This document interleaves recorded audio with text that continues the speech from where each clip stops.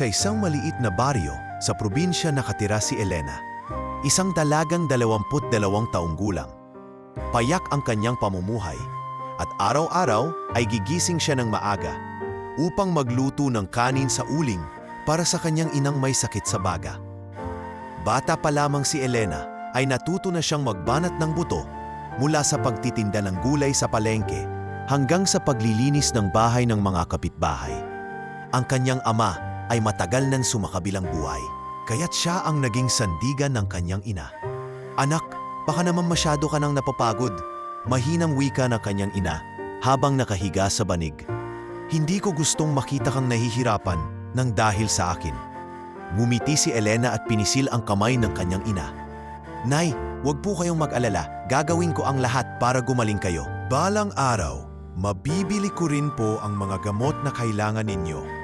Subalit alam ni Elena sa kanyang puso na hindi sapat ang kinikita niya sa kanilang baryo. Kaya isang araw, sa tulong ng kapitbahay nilang nakauwi mula Maynila, nagkaroon siya ng pagkakataong mag-apply bilang kasambahay sa lungsod. Mabigat sa loob niya na iwan ang ina, ngunit mas mabigat ang makita itong nahihirapan dahil wala silang sapat na pera para sa gamot at pagkain. Pagdating niya sa Maynila, bumungad kay Elena ang ingay at gulo ng syudad, isang bagay na hindi niya naranasan sa kanilang tahimik na baryo. Ang mga gusali ay nakatindig na parang higante at ang mga kalsada ay punong-puno ng sasakyan. Nang una siyang dinala sa mansyon ng pamilya Ramirez, halos bumuka ang kanyang bibig sa laki at karangyaan nito. "Diyos ko!" mahina niyang bulong habang nakatingala sa napakalaking tarangkahan. Ang mga haligi ng mansyon ay kulay puti at parang palasyo. May malalaking chandelier na kita na agad mula sa bintana. "Huwag ka nang magulat, masasanay ka rin," biro ng driver na naghatid sa kanya. Nang buksan ang malaking pinto, sinalubong siya ng isang matandang mayordoma. "Ikaw ba si Elena? Halika, ipapakilala kita kay Don Ricardo." Naglakad si Elena ng dahan-dahan, halos nanginginig ang tuhod sa loob ng sala. Nakaupo sa isang malapad na sofa ang isang lalaking nasa edad 50, matikas at halatang sanay na sanay sa yaman. Si Don Ricardo Ramirez, kilala sa buong bansa bilang isa sa pinakamayayamang negosyante. Ang kanyang presensya ay nakakatakot at malamig. Tiningnan siya nito mula ulo hanggang paa. "Ikaw ba ang bagong maid? Mukha kang bata pa." Opo, Don Ricardo," mahinang tugon ni Elena, halos hindi makatingin ng diretso. "Kung magtatrabaho ka rito, dapat alam mo ang patakaran," mariing sabi ng lalaki. "Ayoko ng tamad, ayoko rin ng makukulit. Kung may pagkakamali ka, huwag mong iasa na palalampasin ko." Tumango lamang si Elena, bagamat nangingilid ang kanyang luha. Hindi dahil sa takot lamang, kundi dahil alam niyang nagsisimula na ang panibagong kabanata ng kanyang buhay. Sa unang mga linggo niya sa mansion, nakibagay si Elena sa mga gawain. Gumising siya bago pa sumikat ang araw upang maglinis ng malawak na sala, punasan ang mga marmol na hagdan at magluto sa malaking kusina. Madalas siyang mapagod, ngunit naaalala niya ang kanyang ina, kaya't nagiging matatag siya. Minsan, kinausap siya ng isa pang kasambahay. "Elena, hindi ka ba natatakot kay Don Ricardo? Ang sungit niya, parang hindi marunong ngumiti." Napangiti si Elena at sagot niya, "Oo, nakakatakot siya. Pero iniisip ko na trabaho lang ito. Hindi naman ako nandito para makipaglapit sa kanya, kundi para magtrabaho at makatulong sa nanay ko." Isang hapon, habang nagliligpit siya ng mga papeles sa opisina ng kanyang amo, bigla itong dumating. "Anong ginagawa mo rito?" malamig nitong tanong. "Pasensya na po, Don Ricardo. Pinapakuha po ako ng mayordoma ng mga dokumentong naiwan ninyo," sagot niya habang nakatungo. Matagal siyang tinitigan ni Don Ricardo bago tumango. "Huwag kang magpapabaya. Ang mga papeles na yan ay mas mahal pa sa buhay ng ibang tao." Dahil sa ganitong uri ng pakikitungo, lalong lumaki ang takot ni Elena.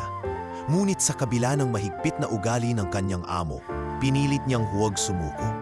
Nagpatuloy siya sa kanyang trabaho, araw at gabi, kahit pa madalas siyang hindi pinapansin o kaya na may pinapagalitan. "Nay, kumusta po kayo riyan?" tanong ni Elena sa telepono isang gabi matapos niyang maglinis.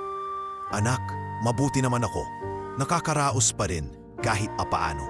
Pero ikaw, kumusta ka? Hindi ka ba nahihirapan?" Sagot ng kanyang ina na may bahagyang ubo. "Medyo pagod po, Nay, pero ayos lang. Iniisip ko lang na balang araw makakapag-ipon din ako para sa inyo." Tugon ni Elena na pilit pinipigil ang pagluha. Sa kabila ng bigat ng kanyang sitwasyon, si Elena ay nanatiling matatag at puno ng pag-asa. Sa kanyang puso, alam niya na lahat ng sakripisyo ay may kapalit. Hindi man niya alam kung ano ang kahihinatnan ng pagtatrabaho sa mansyon na iyon. Ipinangako niyang kakayanin niya ito para sa kanyang ina at para sa isang kinabungasang pinapangarap niyang abutin. Copy ends here. Lumipas ang ilang buwan mula nang magsimulang magtrabaho si Elena sa mansyon. Unti-unti siyang nasanay sa mga gawain at sa mahigpit na pamamalakad ni Don Ricardo. Ngunit isang araw, sa gitna ng isang mahalagang pagpupulong na ginanap mismo sa loob ng mansyon, biglang bumagsak ang matikas na katawan ng kanyang amo. "Don Ricardo!" sigaw ng isa sa mga business partner na naroon. Agad-agad nagkagulo sa malaking conference room ng mansion. Ang ilan ay tumawag ng ambulansya, samantalang ang iba ay nagulat lamang at hindi alam ang gagawin. Nandoon si Elena, dala ang tray ng kape na nakahanda para sa mga bisita. Nanlaki ang kanyang mga mata at halos mabitawan ang tray. "Diyos ko po!" Dali-dali niyang tinakbo ang kanyang amo at sinubukang alalayan ang ulo nito. "Tabi ka riyan! Hindi mo alam ang ginagawa mo!" Singhal ng isang sekretarya habang tinutulungan ang amo nila mawalan ng malay. Ngunit hindi na inalintana ni Elena ang mga sinasabi. Ang mahalaga ay mailigtas ang buhay ng kanyang amo. Ilang minuto ang lumipas, dumating ang ambulansya. Habang binubuhat si Don Ricardo sa stretcher, kitang-kita ang pangamba sa kanyang muka. Malakas siya, makapangyarihan at sanay na sanay sa mga negosyasyon. Ngunit ngayon ay tila isa na lamang siyang ordinaryong taong mahina at walang malay. Sa ospital, agad siyang isinailalim sa serye ng pagsusuri. Makalipas ang ilang oras, lumabas ang doktor at humarap sa pamilya at mga empleyado. Nasa malalim pong koma ang pasyente. Kailangan niya ng masusing pangangalaga. Hindi natin alam kung kailan siya magigising o kung magigising pa. Napasapo ng ulo ang ilan sa mga kamag-anak ni Don Ricardo. Sa halip na magpakita ng lungkot o pag-aalala, ang iba ay agad nang nag-usap tungkol sa negosyo at mana. Kung hindi siya magigising, sino na ang hahawak ng kumpanya? Tanong ng isa. At paano ang mga ari-arian? Dagdag pa ng iba. Tahimik lamang si Elena na nakaupo sa isang sulok. Habang pinagmamasdan ang mga nag-uusap, parang hinahati ang puso niya. Ganito ba talaga? Ni hindi man lang nila inisip kung ano ang mararamdaman ng isang taong walang malay. Pera kaagad ang iniisip nila. Kinagabihan, nang naiwan si Don Ricardo sa ICU, lumapit si Elena sa kama nito. Malinis at maaliwalas ang kwarto, ngunit ang malamig na tunog ng makina na sumusukat sa pintig ng puso ang bumabalot sa paligid. Pinisil niya ang kamay ng kanyang amo. "Don Ricardo, hindi ko alam kung naririnig ninyo ako, pero gusto kong sabihin, huwag po kayong bibitaw. Marami pa kayong dapat gawin. Marami pa po kayong taong dapat ipakita na kaya ninyong bumangon. Kung naririnig ninyo ako, sana lumaban po kayo." Habang nagsasalita si Elena, hindi niya napansin na may nurse na nakamasid sa kanya. Lumapit ito at gumiti. "Ikaw ba ang maid ni Don Ricardo?" tanong nito. "Opo," mahina niyang sagot. "Hindi ko alam kung anong meron ka, pero iba ang presensya mo. Hindi lahat ng empleyado ay kanyang may malasakit. Marami kapag nalaman nilang mahirap ang sitwasyon, agad nang sumusuko. Pero ikaw, nandito ka pa rin." Ngumiti si Elena kahit nangingirid ang luha. Wala po akong ibang hangad kundi magampanan ang tungkulin ko. Wala naman pong ibang magbabantay sa kanya. Ang pamilya niya, ila wala namang malasakit. Lumipas ang mga araw at linggo. Halos wala nang gumibisita sa ospital kundi ilang kasambahay at ang mga doktor. Ang pamilya ni Don Ricardo ay dumadalaw lamang kapag kailangang pirmahan ang ilang papeles. Si Elena, araw-araw, nandoon. Siya ang nag-aayos ng kumot, naglilinis ng katawan ng kanyang amo at nakikipag-usap dito kahit walang tugon. Magandang umaga po, Don Ricardo. Bulong niya habang pinupunasan ang noo nito. Alam ko pong hindi ninyo ako maririnig, pero sana ay gumising na kayo. Mahirap pong makita kayong ganito. Dumating ang isang pamangkin ni Don Ricardo na tila ba wala ring pakialam. Bakit nandito ka pa? Hindi ba trabaho mo ay sa mansyon lang? Baka isipin ng iba, ginagamit mo ang tiyuhin ko para sa pansarili mong interes. Napatigil si Elena at huminga ng malalim. Ginagawa ko lang po ang tungkulin ko. Kung ayaw ninyo ako magbantay, sabihin ninyo sa doktor. Pero habang wala pang nag-aalaga sa kanya, hindi ko siya iiwan. Umismid ang pamangkin. Tingnan na lang natin kung hanggang saan ang kaya mong taga. At iniwan siyang mag-isa. Sa mga sumunod na araw, dumami ang chismis tungkol kay Elena. May mga nagsasabi na baka sinusubukan niyang makuha ang loob ng milyonaryo para pagising nito siya ang makinabang. Ang iba namay nagbubulong-bulungan na wala siyang karapatang magpakita ng ganoong dedikasyon. Ngunit sa gitna ng lahat ng iyon, nagpatuloy siya. Bawat araw ay tila isang laban, hindi lamang laban sa sakit ng kanyang amo, kundi laban din sa paninira ng mga tao sa paligid. Sa tuwing makakaramdam siya ng pagod, naaalala niya ang ina niyang naghihintay sa probinsya. Nay, bulong niya sa sarili habang nakatingin sa malamig na mukha ni Don Ricardo. Hindi po ako susuko, kahit mahirap kakayanin ko. Dahil kung ako'y bibitaw, wala nang magmamalasakit sa kanya. At sa mga oras na iyon, nagsimula ang mas mabigat na yugto ng kanyang buhay. Ang pagiging tagapagbantay at tagapagtanggol ng isang taong walang malay, ngunit mas buhay sa puso niya kaysa sa mga taong tila wala ng pakialam dito.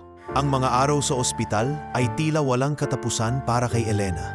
Araw-araw ay pare-pareho ang tanawin, puting dingding, malamig na sahig, at ang paulit-ulit na tunog ng makina na sumusukat sa tibok ng puso ni Don Ricardo.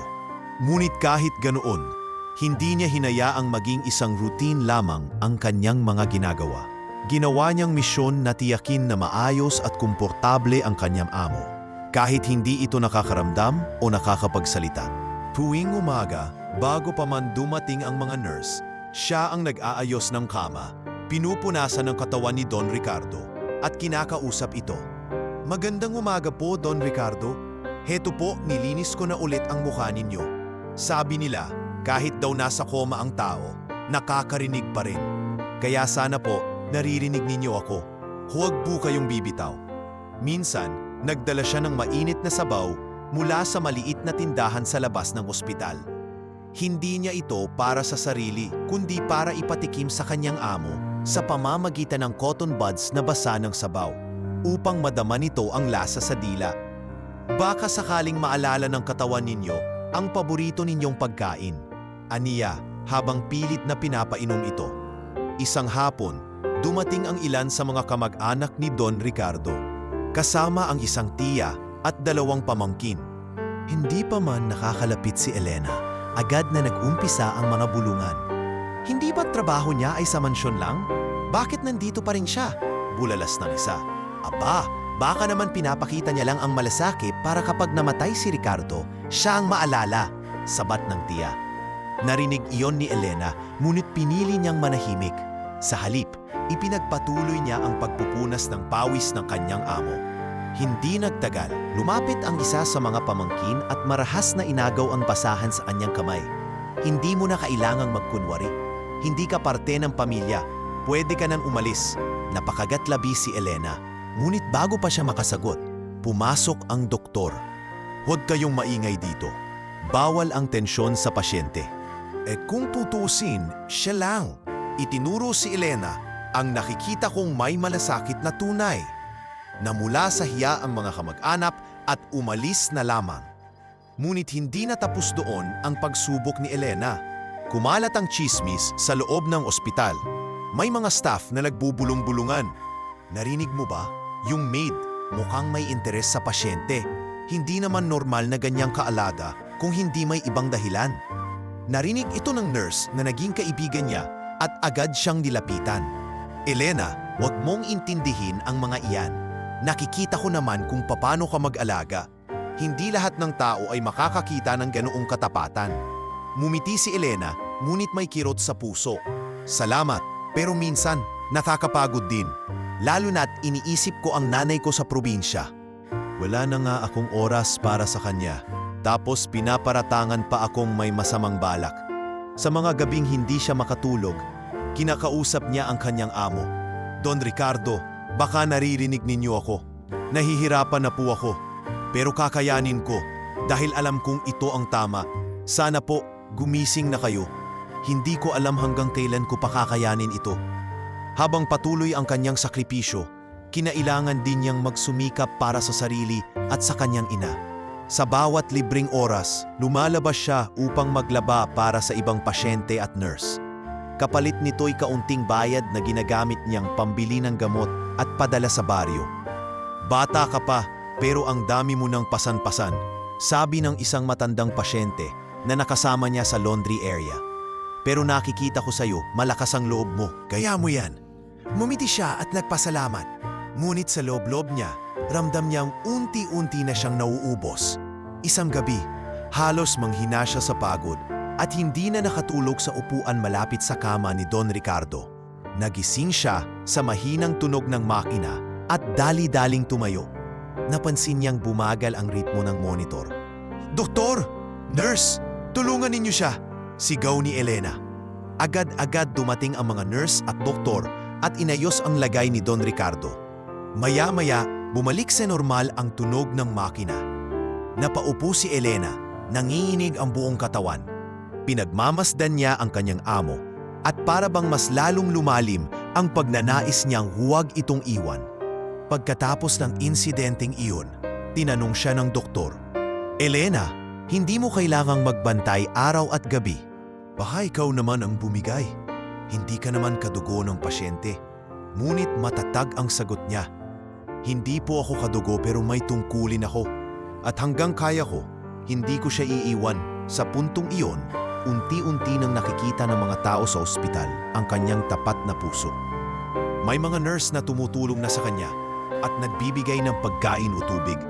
Ngunit nanatiling malamig ang pagtanggap ng pamilya ni Don Ricardo. Para sa kanila, isa pa ring labandera at maid si Elena. Walang karapatang maging tagapangalaga ng isang tulad ng kanilang kamag-anak. Ngunit sa mata ni Elena, hindi kayamanan ang dahilan ng kanyang pag-aalaga. Ito'y dahil naniniwala siya na bawat tao may karapatang alagaan, may karapatang mahalin, at may karapatang ipaglaban ang buhay. Kahit pa ang taong iyon ay dating mahigpit at malamig na amo na halos hindi siya pinansin noong una. At sa katahimikan ng gabi, sa gitna ng puting ilaw ng ospital, muling nanalangin si Elena. "Panginoon, gabayan ninyo po ako. Bigyan ninyo ako ng lakas. Kung para sa akin ang tungkuling ito, sana'y magawa ko hanggang sa dulo." Sa mga araw na iyon, mas lalong naging malinaw sa kanya na ang laban ay hindi lamang laban ng kanyang amo, laban sa kamatayan, kundi laban din niya, laban sa mga panghuhusga, sa kahirapan at sa sariling takot. At kahit na tila napakabigat ng laban, pinili niyang manatili. Isang desisyong magbabago sa takbo ng kanyang buhay sa mga darating na panahon. Matapos ang ilang linggo ng halos walang tigil na pagbabantay sa ospital, kinailangan ni Elena na bumalik ng mansion upang kumuha ng ilang mahahalagang gamit ni Don Ricardo. Mga personal na dokumento, damit, at ilang bagay na kailangan nito para manatiling maayos kahit nasa ospital. Hindi siya sanay pumasok sa mansion na wala ang kanyang amo, sapagkat sa tuwing pumapasok siya roon ay parang may kulang ang presensya ng matigas at malamig na tinig ni Don Ricardo. Pagpasok niya, sinalubong siya ng malalakas na boses mula sa dining hall. Nandoon ang ilan sa mga kamag-anak, sina Doña Teresa ang kapatid ni Don Ricardo at ang dalawa nitong anak na sina Marco at Bianca. Pareho silang nakaupo sa mahabang mesa, nakaharap sa mga papeles habang nagtatalo kung sino ang may karapatan sa ilang ari-arian. Hindi naman sigurado kung magigising pa si Ricardo, mariing sabi ni Doña Teresa. Kaya dapat maghanda na tayo kung sino ang tatayo bilang bagong ulo ng kumpanya. Siyempre ako yon, Mama. Mabilis na sagot ni Marco. Ako ang may karanasan sa negosyo.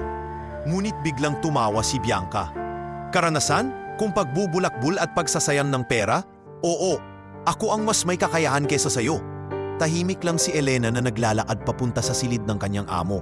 Ngunit hindi nakaligtas sa paningin ni Doña Teresa. Hoy, ikaw! Anong ginagawa mo rito? Kinabahan si Elena at mahinang tumugon. Nagpunta lang po ako para kunin ang ilang gamit ni Don Ricardo. Kailangan po iyon sa ospital. Lumapit si Marco, nakataas ang kilay. Gamit? O baka naman dokumento ang kukunin mo? Baka plano mong pakialaman ang negosyo ng tiyuhin ko. Nagulat si Elena at mabilis na umiling. Hindi po, wala po akong balak na ganun. Ang gusto ko lang po ay makuha ang mga personal niyang gamit tulad ng damit at mga gamit panlinis. Ngunit hindi pa ring tumigil ang pagdududa ni Doña Teresa. Bata ka lang, maid ka lang, pero napakakapal ng mukha mong makialam sa pamilya namin. Kung hindi ka magpapaliwanag ng maayos, ipapahuli kita. Naluha si Elena, ngunit pinanatili ang kanyang lakas ng loob. Ginagawa ko lang po ang tungkulin ko. Kung ayaw niyo pong ako ang magdala ng mga gamit, kayo na po ang magdala sa ospital. Ngunit huwag niyo po akong pagbintangan ng hindi totoo. Nagkaroon ng tensyon sa loob ng mansyon. Ilang kasambahay ang nakakita sa pangyayari, ngunit walang ni isa ang naglakas loob na magsalita para ipagtanggol si Elena.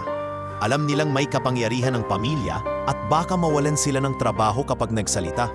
Mama, hayaan mo na lang, sayang ang oras natin sa maid na yan, sabi ni Bianca habang nag-ayos ng kanyang buhok.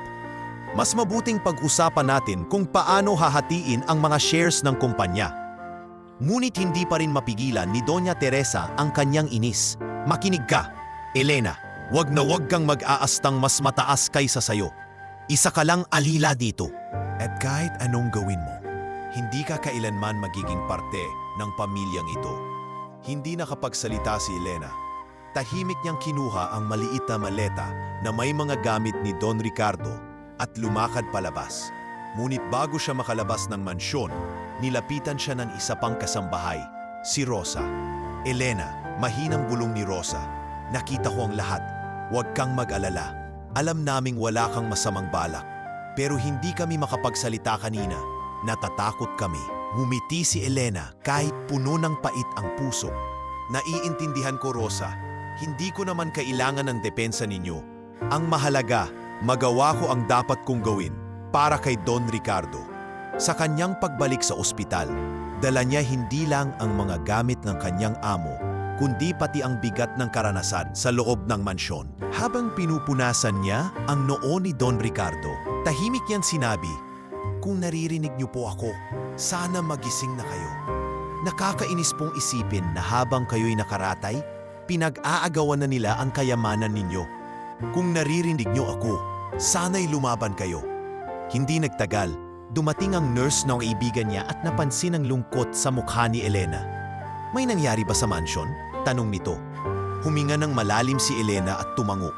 "Pinagbibintangan nila ako, pinapahiya ako. Pero ayos lang, sanay na ako.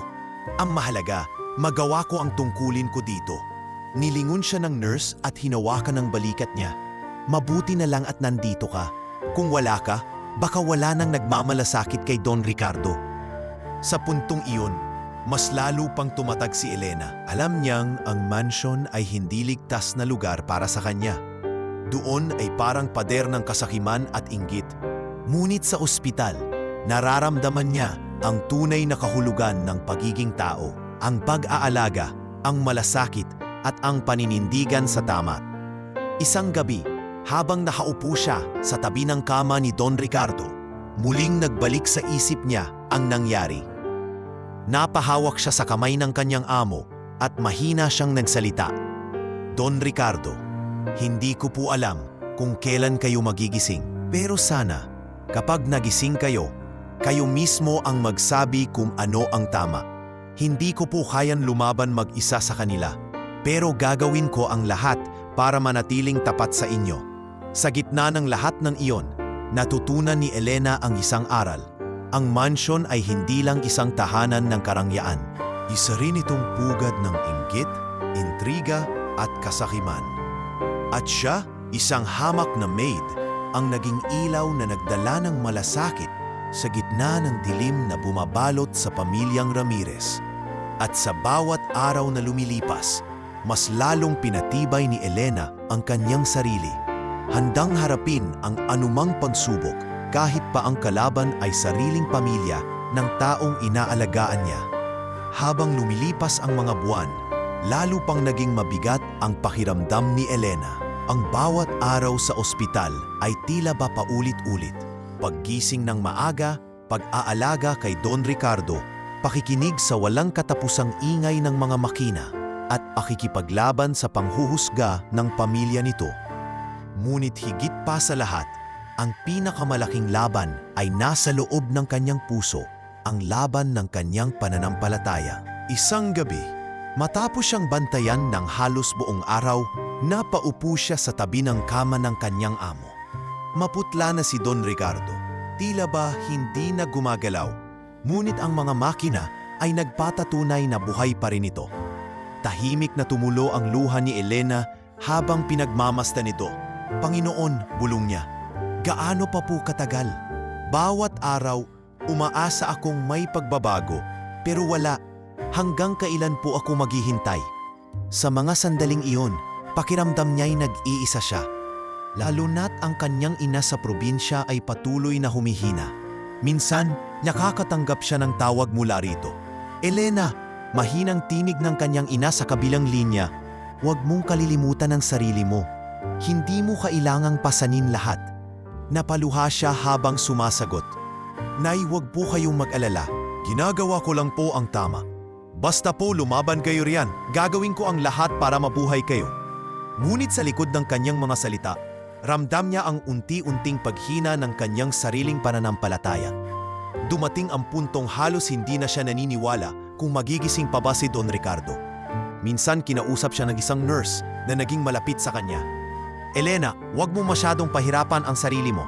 Ang mga ganitong kaso, minsan kahit anong pag-aalaga, hindi nagigising ang pasyente. Napayuko siya. Alam ko, pero paano kung isang araw magigising siya at wala ako dito? Paano kung naririnig niya ako pero iniisip niyang iniwan ko siya? Nagkibit balikat ang nurse. Hindi lahat ng tao ay kasing tatag mo, pero baka naman kailangan mo rin ng pahinga at ipagkatiwala na lang sa Diyos ang lahat. Sa mga sumunod na gabi, naging madalas ang panalangin ni Elena. Sa tuwing luluhod siya sa maliit na kapilya ng ospital, nagbubuhos siya ng lahat ng kanyang hinaing. Panginoon, dasal niya, habang nakaluhod sa harap ng krus, bigyan ninyo po ako ng lakas. Minsan pakiramdam ko'y hindi ko na kaya, pero kung ito po ang misyon na ibinigay ninyo sa akin, sana po ay huwag ninyo akong pabayaan. Habang nananalangin, nararamdaman niyang kahit papaano'y gumagaan ang kanyang dibdib. Ngunit hindi rin nawala ang bigat ng realidad. Ang gastos sa ospital ay patuloy na lumalaki at wala namang ibang nagbabayad kundi ang kumpanya ni Don Ricardo na unti-unti ring nalulugi dahil walang namumuno. Dumating ang araw na muli siyang hinarap ng pamilya ni Don Ricardo. Sa ospital mismo, kinausap siya ng isa sa mga pamangkin. Elena, hindi ka ba nagsasawa? Ilang buwan na siyang nakahiga. Wala pa ring pagbabago. Hindi ka ba naiisip na nasasayang ang oras mo? Matatag ang kanyang tugon. Hindi po masasayang ang oras ko kung alam kong ginagawa ko ang tama. Hindi ko po siya iiwan. Umiling ang pamangkin at ngumiti ng mapanghamak. Tanga ka, isang maid lang ang katulad mo. Hindi mo siya maisasalba. Pero sige, magpakasawa nga dyan sa walang saysay mong pag-aalaga. Pag-alis nito, napaupo si Elena sa labas ng ospital at tuluyang napaiyak. Doon siya nakita ng nurse na kanyang kaibigan. Elena, mahinang sabi ng nurse habang inaabot ang panyo. Alam kong mahirap, pero minsan, kailangan mo ring tanggapin na hindi lahat ng laban ay kaya mong manalo. Pinahid ni Elena ang kanyang luha at ngumiti kahit pilit. Alam ko, pero hindi ko kayang sumuko. Hindi ko kayang talikuran ng taong ito. Kahit pa hindi niya ako kilala, kahit pa wala siyang masabi. Alam kong tao siya at bilang tao, may karapatan siyang ipaglaban. Minsan, sa kalagitnaan ng gabi, nagkaroon siya ng kakaibang panaginip habang nakatulog sa tabi ng kama ni Don Ricardo. Nakita niya itong nakaupo, malakas at masigla habang nakangiti sa kanya. Salamat, Elena. Hindi mo ako iniwan. Nagising siya na may luha sa mga mata at kahit alam niyang panaginip lang iyon, nagbigay ito ng panibagong pag-asa. Pagbalik niya sa kapilya kinabukasan, mas taimtim siyang nagdasal. Kung ito po ay senyales, Panginoon, tatanggapin ko. Basta po, bigyan ninyo ako ng lakas na manatili hanggang sa dulo. Ang mga linggong sumunod ay patuloy na naging mahirap para kay Elena. Maraming beses siyang napagod at halos sumuko. Ngunit sa bawat oras na nais niyang tumalikod, may isang bagay na nagpapaalala sa kanya. Ang kanyang ina na umaasa sa kanya. Ang kanyang panaginip na tila mensahe ng pag-asa at ang sarili niyang paninindigan na huwag iwan ang taong nangangailangan. Sa kabila ng lahat ng pagod at pangungutya, hindi bumitaw si Elena. At sa kanyang tahimik na laban, mas lalo niyang pinatatag ang kanyang pananampalataya na balang araw may himalang darating at hindi masasayang ang kanyang sakripisyo. Sa kabila ng sakripisyo ni Elena sa pag-aalaga kay Don Ricardo, lalo pang tumindi ang pagtingin ng pamilya nito sa kanya bilang banta. Hindi sila kontento na maid lang siya. Iniisip nilang baka may mas malalim itong plano. Isang gabi, habang nakaupo siya sa may veranda ng ospital, dumating si Marco, ang pamangkin na kilala sa kanyang kayabangan at pagiging mapanghama. Elena, simula nito habang may hawak na sobre, ito ang 300,000 piso. Kukunin mo. Aalis ka sa ospital at hindi ka na muling babalik. Hindi ka naman kadugo ni Tito, kaya wala kang dahilan para manatili rito. Napamulagat si Elena. Ano po ang ibig ninyong sabihin? Hindi ko siya iiwan. Ginagawa ko lang po ang tungkulin ko. Napangisi si Marco. Tungkulin o ambisyon? Huwag mo akong bolahin. Alam kong umaasa ka na kapag nagising si Tito, ikaw ang kanyang pipiliin kaysa sa pamilya. Pero hindi ako papayag. Matiim ang tingin ni Elena, ngunit mariing tumugon. Hindi ko po kailanman iniisip ang yaman ni Don Ricardo. Wala po akong interes sa inyong kayamanan. Kung ang pag-aalaga sa kanya ay kasalanan para sa inyo, wala akong magagawa. Pero hindi ko siya iiwan. Sa inis, ibinato ni Marco ang sobre sa kanyang paanan at umalis. Naiwan si Elena na nanginginig, hindi sa takot, kundi sa bigat ng paratang at kasakiman na nakikita niya mula sa pamilya ng kanyang amo. Kinabukasan, dumating si Doña Teresa, kapatid ni Don Ricardo. Sa harap ng mga nurse at doktor, mariim niyang inakusahan si Elena. Ang maid na ito ay ginagamit lamang ang kapatid ko. Baka ninanakawan pa niya kami ng mga gamit sa ospital. Nagulat ang lahat at napayuu si Elena. Ngunit bago pa lumala, lumapit ang doktor. Doña Teresa, wala po kaming nakikitang ebidensya para sa mga sinasabi ninyo. Sa katunayan, si Elena ang nag-aalaga kay Don Ricardo mula pa noong nagsimula siyang makoma. Kung hindi dahil sa kanya, baka mas lalo pang lumala ang kalagayan ng inyong kapatid. Hindi natuwa si Doña Teresa at mariing tumingin kay Elena. Huwag mong akalaing magtatagal ka rito. Darating ang araw, mapapaalis ka rin. Nang makaalis ang pamilya, nilapitan ng nurse si Elena. Huwag kang panghinaan ng loob. Nakikita naming lahat ang ginagawa mo. Hindi lahat ay bulag sa katapatan mo. Napaluha si Elena at mahigpit na hinawakan ng kamay ng nurse. Salamat. Minsan, pakiramdam ko ako lang ang lumalaban. Ngunit hindi natapos ang mga balakid. Ilang linggo ang lumipas, biglang ipinakita kay Elena ng isang abogado ang isang dokumento. Ayon sa utos ng pamilya, hindi ka na maaaring magbantay kay Don Ricardo. Aalisin ka na sa ospital. Nanginig ang kanyang katawan. Paano po iyon? Sino ang mag-aalaga sa kanya? Ang pamilya na mismo ang bahala. Malamig na sagot ng abogado. Ngunit hindi nagtagal. Umasok ang isang nurse at mariing tinutulan ang utos. Hindi pwede iyan. Sa loob ng ilang buwan, si Elena ang tanging nagbigay ng pangangalaga at suporta sa pasyente. Kung aalisin siya, baka mas lalo pang bumagsak ang kalagayan ng pasyente. Dahil sa pagputol ng mga medical staff, napilitan ng abogado na umatras at sabihing rerepasuhin pa nila ang utos. Ngunit alam ni Elena na hindi matatapos ang mga pagsubok. Sa bawat araw, ramdam niya ang bigat ng mata ng pamilya ni Don Ricardo na palaging nakamasid, naghihintay ng pagkakataon upang siya'y ipahiya o paalisin. Ngunit sa kabila nito, hindi siya bumitaw. Tuwing gabi, pinipisil niya ang kamay ng kanyang amo at mahinang sinasabi, "Huwag po kayong mag-alala, Don Ricardo. Kahit anong gawin nila, hindi ko kayo iiwan." Isang araw, dumating ang pagkakataong halos mawala na siya ng trabaho. Pinagbintangan siya ng pagkawala ng isang mahalagang relo ni Don Ricardo na dinala mula sa mansion. Pinatawag siya ng administrador ng ospital at mahigpit na kinokwestiyon. "Miss Elena, may reklamo laban sa iyo. Ayon sa pamilya, ikaw ang huling humawak sa mga gamit ni Don Ricardo. Nawawala ang kanyang mamahaling relo." Nangilid ang luha niya ngunit mariin niyang tinugon, "Wala po akong kinuha. Kahit kailan hindi ko po iisipin na nakawin ang bagay na iyon. Kung gusto ninyo, halubugin ninyo ang lahat ng gamit ko." Agad na pinasuri ang kanyang mga gamit at napatunayang malinis siya. Doon lumabas ang katotohanan na isa sa mga pamangkin ang nag-ayos na mga gamit at siya ang kumuha ng relo. Ngunit kahit malinaw na wala siyang kasalanan, hindi humingi ng tawad ang pamilya. Sa halip, iniwasan lang nila ang usapan. Sa halip na masaktan, mas tumatag ang loob ni Elena.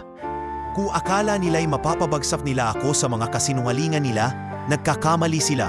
Hindi ako aalis. Hindi ko iiwan ang amo kong nangangailangan. Lumipas ang mga linggo. Naging mas malinaw kay Elena na ang kanyang laban ay hindi lamang laban para sa buhay ni Don Ricardo. Isa rin itong laban para sa sarili niyang dangal at para sa paninindigan na sa harap ng kasakiman at kasamaan, ang tama at tapat ay kailanman hindi magigiba. At sa bawat gabing tahimik siyang nagdadasal sa tabi ng kama ng kanyang amo, mas lalo niyang pinagtibay ang kanyang sarili, na anuman ang balakid, mananatili siyang tapat hanggang sa huling sandali. Habang patuloy na inaalagaan ni Elena si Don Ricardo, mas dumami ang gabi ng pag-iisa na mas marami siyang oras para magnilay. Kapag tahimik na ang buong ospital at tanging tunog ng makinang sumusukat sa tibok ng puso ng kanyang amo ang maririnig, nauupo siya sa tabi nito at nagbabalik tanaw sa kanyang buhay. Madalas niyang maalala ang kanyang ina. "Nay, lagi niyo sinasabi na wag akong mawawalan ng malasakit sa kapwa. Kahit mahirap lang tayo."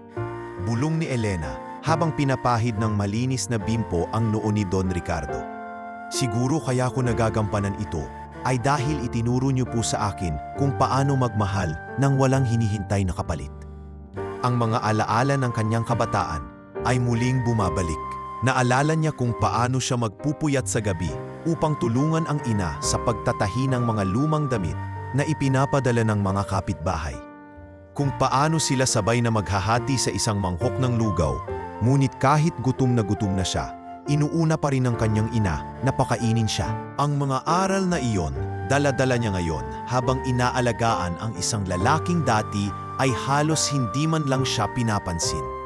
Isang gabi, habang inaayos ang kumot ni Don Ricardo, napatingin siya sa kamay nitong malaki at malakas, ngunit ngayon nakahandusay na lamang sa gilid ng kama.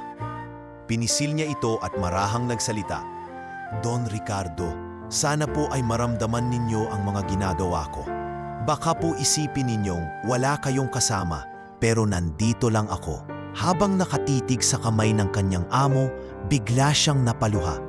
Parang nararamdaman niyang may bigat ang pagiging tagapag-alaga. Ngunit hindi iyon naging pabigat sa kanya. Bagkus, iyon ay naging misyon ng kanyang buhay. Sa bawat patak ng luha, naaalala niya ang mga gabing nagbabantay siya sa kanyang ina na may sakit habang umaasang babangon pa ito kinabukasan. Isang nurse ang nakakita sa kanya at lumapit. Elena, lagi ka nalang umiiyak. Mahirap ang ginagawa mo. Paano kung hindi na talaga siya magising? Huminga ng malalim si Elena at tumugon. Mahirap nga, pero kung titigil ako, wala nang mag-aalaga sa kanya. Kung naririnig niya ako, gusto kong malaman niyang may isang taong hindi siya iniwan. Nang gabing iyon, isinulat niya sa kanyang maliit na kwaderno ang kanyang nararamdaman. Isang simpleng notebook lamang iyon na dala-dala niya mula pa sa probinsya. Sinusulat niya roon ang lahat ng karanasan niya sa ospital. Para bang iyon na lamang ang kanyang kausap. Bawat araw, parang nauubos na ang lakas ko. Pero sa tuwing naaalala ko ang mga sakripisyo ni nanay, bumabalik ang tibay ng loob ko. Hindi ako pwedeng bumigay. Hindi ako pwedeng mawala rito. Ilang linggo ang lumipas, natutunan na rin ni Elena na kausapin si Don Ricardo tungkol sa kanyang mga pangarap. Don Ricardo, alam niyo po ba, gusto kong magtapos ng pag-aaral. Gusto kong maging guro. Pero dahil sa kahirapan, hindi ko po yan natupad. Ngayon heto ako, mayad sa mansyon ninyo. Tagapag-alaga sa ospital na ito. Pero kahit hindi ko natupad ang pangarap ko, masaya iyon na nagagawa kong maging mahalaga sa buhay ng isang tao. Sa mga oras na ganon, pakiramdam niya'y mas lalo siyang nagiging matatag. Dahil alam niyang kahit walang kasiguruhan, ang kanyang ginagawa ay may saysay. Ngunit hindi lahat ng araw ay madali. May mga pagkakataon na halos mawalan siya ng pag-asa. Tulad ng isang umaga na halos 2 oras niyang pinipilit pakainin si Don Ricardo gamit ang feeding tube. Ngunit dahil sa komplikasyon, kailangan pa itong ayusin muli ng doktor. Napaiyak si Elena habang nakikita ang amo na tila walang kalaban-laban. Bakit po ba ang hirap ng lahat? Tanong niya sa sarili. Pero kahit ganon, hindi ko po kayang bitawan kayo. Minsan, pinuntahan siya ng isa pang kasambahay mula sa mansyon, si Rosa. Elena, nahihirapan ka na yata? Kung gusto mo, bumalik ka na lang sa mansyon. Mas madali ang trabaho roon kaysa rito. Umiling si Elena at sagot niya, hindi ko po magagawa iyon. Para na ring iniwan ko si Don Ricardo kung gagawin ko iyon. At hindi ako pinalaki ni nanay para talikuran ang taong umaasa sa akin. Napahanga si Rosa sa kanyang sagot at napabuntong hininga. Sana lahat ng tao may puso katulad ng sayo. Dahil sa kanyang walang sawang pagbabantay, unti-unting napansin ng mga nurse at doktor ang kakaibang epekto ng kanyang presensya. Bagamat walang pagbabago sa pisikal na kalagayan ni Don Ricardo, tila mas naging stable ang mga vital signs nito tuwing si Elena ang nasa paligid. Parang may koneksyon siya sa iyo. Biro ng isang doktor. Siguro kahit nasa koma, naririnig ka niya. Napangiti si Elena at tumugon. Sana nga po, sana naririnig niya lahat ng mga sinasabi ko, lahat ng mga kwento ko. At sa kabila ng lahat ng pagod at luha, nananatili sa puso ni Elena ang alaala ng kanyang ina na laging nagsasabing, "Anak, ang puso na may malasakit ay hindi kailanman talo." Ang mga salita ring iyon ang naging sandigan niya habang patuloy niyang nilalabanan ang panghihina at pagdududa. Sa gitna ng mga pagsubok, natutunan ni Elena na ang alaala ng pagkalinga ay hindi lamang nakaraan, kundi gabay para sa hinaharap, at iyon ang nagsilbing liwanag sa kanyang puso habang patuloy siyang naninindigan na hindi iiwan ang kanyang amo anumang mangyari.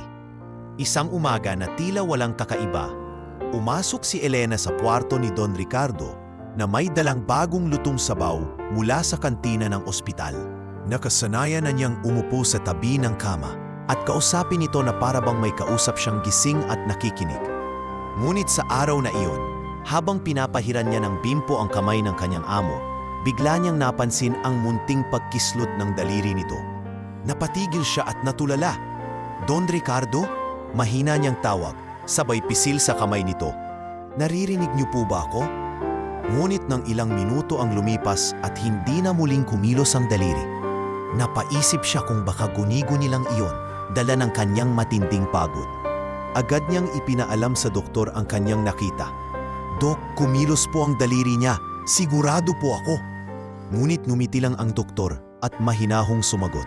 Elena, naiintindihan ko ang pag-asa mo pero natural lang minsan na magkaroon ng involuntary movements ang pasyente.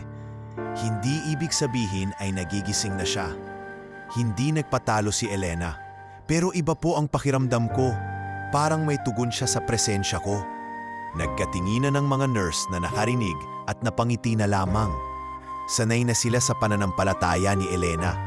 Ngunit sa kabila ng kanilang pag-aalinlangan, hindi nawala ng loob ang dalaga. Mula noon, mas lalong naging masigasing siya sa kanyang pangangalaga. Isang gabi, habang nagbabasa siya ng kanyang lumang kwaderno, muli siyang nakaramdam ng kakaiba. Habang hawak ang kamay ni Don Ricardo, ramdam niya ang bahagyang pagpisil nito. Mabilis siyang napatayo, halos tumakbo palabas ng kwarto para tawagin ang nurse. "Doc! Nurse!" Kumilos na naman ang kamay niya. Pinisil niya ako. Halos pasigaw na sabi ni Elena. Pumasok agad ang mga doktor at sinuri ang pasyente. Ngunit matapos ang ilang pagsusuri ay iisa ang sagot nila. Wala pang malinaw na ebidensya ng paggising. Normal lang na minsan ay magkaroon ng reflex movements. Napaupo si Elena, nangingilid ang luha. Ngunit sa puso niya, alam niyang hindi iyon basta reflex lang. Alam niyang may kamalayan ang kanyang amo at naririnig siya. "Don Ricardo," bulong niya habang nakaupo ulit sa tabi ng kama. "Kung naririnig niyo po ako, huwag kayong susuko. Kahit ako na lang po ang naniniwala, sapat na iyon. Huwag niyo po akong bibiguin." Lumipas ang mga araw at lalo pang lumakas ang kanyang paniniwala. Tuwing aayusin niya ang unan o tatapikin ang balikat ng kanyang amo, pinapansin niya ang maliliit na pagbabago, parang bahagyang paggalaw ng mata o pagtibok ng kamay. Hindi niya ito sinasabi sa lahat dahil baka pagtawanan lang siya, pero siya mismo ay kumbinsido. Isang hapon, dumalaw muli ang pamilya ni Don Ricardo. Katulad ng dati, mas abala sila sa pag-uusap tungkol sa mga negosyo kaysa sa tunay na kalagayan ng pasyente. Kung hindi pa rin siya magigising hanggang sa susunod na buwan, baka kailangan ng pag-isipan ang mga ari-arian. Wika ni Marco habang nakapamewang. "Mas mabuting tayo na ang magdesisyon," sabat ni Bianca. "Ayokong makita na isang maid lang ang parang may hawak sa lahat ng bagay." Hindi na nakatiis si Elena at matapang na nagsalita. "Kung gusto niyo pong marinig ang katotohanan, mas may pag-asa siyang magising kaysa sa iniisip ninyo. Nakikita ko po iyon araw-araw." Umikot ang mga mata ni Bianca at napatawa ng mapanghamak. Pan-asa? O baka naman ilusyon lang iyan ng isang mahirap na maid na walang ibang alam kundi umasa. Ngunit bago pa sila makalabas ng silid, bahagyang kumislot muli ang mga mata ni Don Ricardo. Napansin iyon ni Elena at agad niyang tinawag. "Tingnan ninyo," kumilos ang mga mata niya, ngunit tumawa lamang ang mga pamangkin. Baka reflex lang, hindi sapat para umasa. Umalis sila na parang walang nakita. Ngunit si Elena ay nanatiling buo ang paniniwala. Hinawakan niya ang kamay ng kanyang amo at nagsalita ng taimtim. "Hindi ako naniniwala na wala itong ibig sabihin. Ako na mismo ang magiging saksi ng paggising ninyo." Dahil sa matibay niyang paninindigan, unti-unting nagbago ang pagtingin sa kanya ng ilang staff ng ospital. May isang nurse ang lumapit at nagsabi, "Elena, alam mo ba? Kanina habang pinapalitan ko ang dextrose, naramdaman kong parang sumunod ang mata niya sa liwanag ng flashlight. Siguro nga, may laban pa." Tumango si Elena at napangiti. "Salamat, kahit papaano, may nakakita rin ng nakita ko." Mula noon, mas lalo niyang pinag-igihan ang kanyang pag-aalaga. Hindi na lang siya naglilinis at nag-aayos, kundi mas madalas na niyang kausapin ang kanyang amo. Ikinukwento ang kanyang mga pangarap, ang kanyang kabataan, at ang kanyang ina sa probinsya. "Alam niyo po ba, Don Ricardo?" aniya isang gabi, "pangarap ko magkaroon ng maliit na tindahan sa baryo. Para kay nanay, para hindi na siya mahirapan. Kung sakaling magising kayo, sana mapakinggan niyo po ako. Hindi ko po kayo iiwan, pero sana dumating ang araw na kayo naman ang maging inspirasyon ko." Habang nagsasalita siya, muling kumislot ang kamay ng kanyang amo. Pinisil niya ito ng mahigpit at napaluha. Naririnig niyo nga ako. Bulong niya, halos hindi makapaniwala. At sa mga gabing iyon, mas naging malinaw kay Elena na hindi siya nag-iisa sa laban. May senyales, maliit man, na nagbibigay ng pag-asa na darating ang araw na para kay Elena. Ang mga mumunting galaw na iyon ay hindi simpleng reflex lamang, kundi mga paalala na ang kanyang sakripisyo ay hindi walang saysay. At iyon ang nagsilbing lakas upang ipagpatuloy niya ang laban, kahit siya lamang ang natitirang naniniwala. Mula nang mapansin ni Elena ang maliliit na senyales ng pagkilos ni Don Ricardo, mas lalo siyang nagkaroon ng lakas ng loob. Ngunit hindi ito ikinatuwa ng pamilya ng kanyang amo. Para sa kanila, nakakatakot ang ideya na baka bumalik si Don Ricardo sa kamalayan at malaman ang lahat ng kanilang pinagkakaguluhan habang wala ito. Kaya gumawa sila ng paraan upang alisin si Elena sa eksena. Isang hapon, dumating si Marco at Bianca sa ospital, dala ang isang abogado. Elena, mariing sabi ni Marco, may inilabas na kautusan ang pamilya. Hindi ka na pwedeng manatili rito. May kasunduan na kailangan mong lagdaan. Napaiyak si Elena habang binabasa ang dokumento. Nakasulat doon na bawal na siyang lumapit kay Don Ricardo. At kung lalabag siya, maaari siyang kasuhan. Bakit niyo po ito ginagawa? Tanong niya, nanginginig ang boses. Simple lang, sagot ni Bianca na may ngiti ng panunuya. Hindi ka naman kadugo. Wala kang karapatang magpakitang parang ikaw ang may-ari ng tiyuhin namin. At kung iniisip mong makikinabang ka kapag nagising siya, nagkakamali ka. Ngunit bago pa man siya makapirma, dumating ang nurse na naging kaibigan niya. Hindi pwede ito. Mariing wika nito. Si Elena ang nagbantay mula umpisa pa. Kung aalisin siya, malaking kawalan ito para sa pasyente. Isa pa, hindi man siya kadugo. Malinaw na siya lang ang may tunay na malasakit. Nagkagulo sa ospital. Dumating pa ang administrador at sinabing kailangan munang suriin ang dokumento bago ito ipatupad. Napailing si Elena. Alam niyang hindi titigil ang pamilya. Kinagabihan, habang nagbabantay siya, dumating ang isang kasambahay mula sa mansyon. Ito'y si Rosa at may dala siyang balita. Elena, bulong nito, may plano ang pamilya. Ipapakalat nila bukas na ninanakawan mo raw si Don Ricardo. Pinipilit nilang ipahiya ka para wala ka ng mukhang maiharap. Napasinghap si Elena at napaupo. Diyos ko, hanggang saan pa sila aabot? Wala na ba silang konsensya? Wala, sagot ni Rosa. Ingat ka. Pero huwag kang susuko, nakikita naming lahat kung gaano ka katapat. Kinabukasan, totoo nga ang babala. Kumalat ang tsismis sa ospital na ninanakawan umano ni Elena ang kanyang amo. May isang nurse pa na nagtanong sa kanya, Elena, totoo bang kinukuha mo ang mga gamit ng pasyente?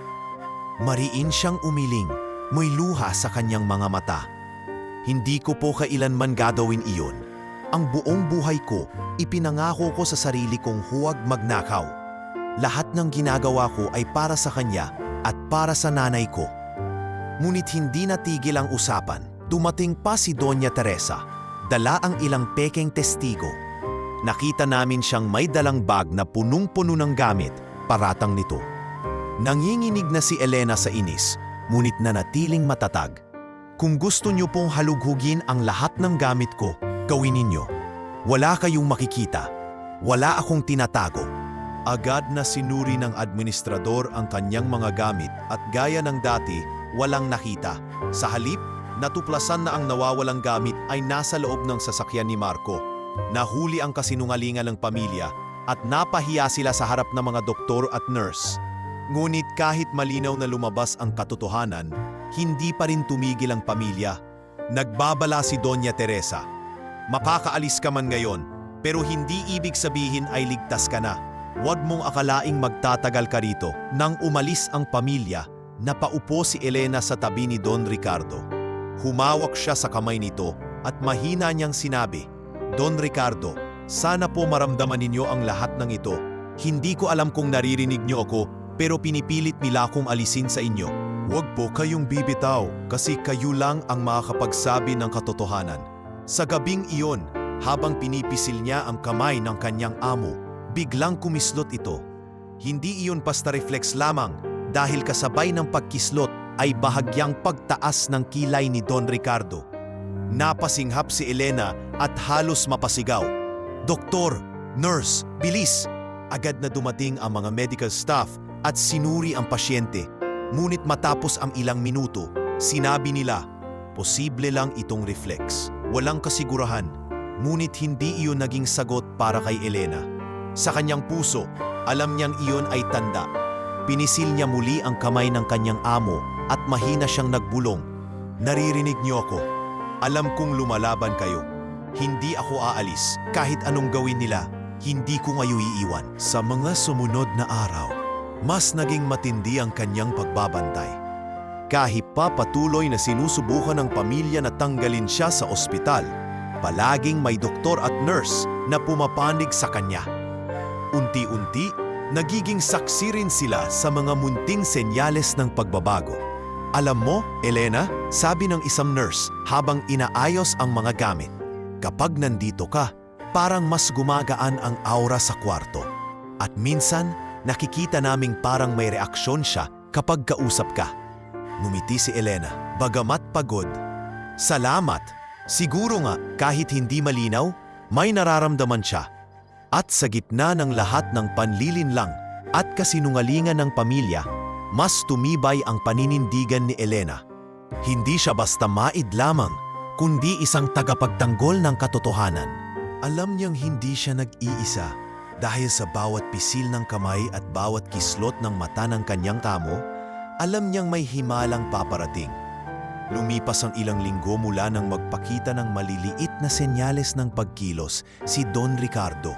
Sa bawat araw na dumaraan, mas lalong tumitindi ang pananampalataya ni Elena. Ngunit sa kabila ng kanyang pag-asa, patuloy pa ring nagdududa ang mga kamag-anak at pinagtatawanan siya. Para sa kanila, imposibleng magising pa si Don Ricardo matapos ang ilang buwan sa koma. Isang gabi, matapos ang isang nakakapagod na araw, naupo si Elena sa tabi ng kama ng kanyang amo. Pagod na pagod siya, ngunit hindi pa rin niya magawang umalis. Hawak ang kamay ni Don Ricardo, mahina siyang nagdasal. "Panginoon, alam kong matagal na akong umaasa, pero kung talagang may himala, sana ngayong gabi na. Hindi ko po kaya mag-isa. Bigyan niyo po kami ng pag-asa." Habang nagsasalita siya, napansin niyang parang may bahagyang pagkislot ang mukha ni Don Ricardo. Hindi siya sigurado kung totoo yun o dahil sa kanyang pagod lamang. Ngunit nang tumingin siyang mabuti, nakita niyang dahan-dahang gumalaw ang labi nito, parang pilit na binubuka. "Don Ricardo," halos pabulong, ngunit puno ng pag-asa ang kanyang tinig. Tumayo siya at kinuyom ang kamay ng kanyang amo. "Naririnig niyo po ba ako? Pakiusap, kung naririnig ninyo ako, kumilos po kayo." At doon, sa unang pagkakataong matapos ang napakahabang buwan ng pananahimik, dahan-dahang gumalaw ang mga mata ni Don Ricardo. Unti-unti itong bumuka, mabigat at mabagal, ngunit malinaw. Gising na siya. Halos mabitawan ni Elena ang hawak niyang baso ng tubig sa sobrang gulat. "Diyos ko! Doktor! Nurse! Bilis! Gising na siya!" Nagdatingan ang mga nurse at ang doktor na nakaduty. Agad nilang sinuri ang pasyente at habang iniilawan ang mga mata nito, nakita nilang sumusunod ang mga mata ni Don Ricardo. "May malay na siya," wika ng doktor na may halong pagtataka. Ito'y hindi inaasahan, pero gising na siya. Naluha si Elena at napaluhod sa tabi ng kama. "Salamat po, Panginoon. Salamat po. At hindi ninyo kami pinabayaan." Ilang minuto pa, dumating ang pamilya. Si Doña Teresa, Marco at Bianca ay nagmamadaling pumasok. Halatang hindi makapaniwala sa narinig. "Totoo ba ito, Ricardo?" sigaw ni Doña Teresa habang lumalapit. Ngunit bago pa sila makalapit, biglang nagsalita si Don Ricardo. Mahina man ang tinig ngunit malinaw ang bawat salita. "Elena." Napasinghap ang lahat. Si Elena mismo ay halos hindi makapaniwala na ang pangalan niya ang unang lumabas sa bibig ng kanyang amo.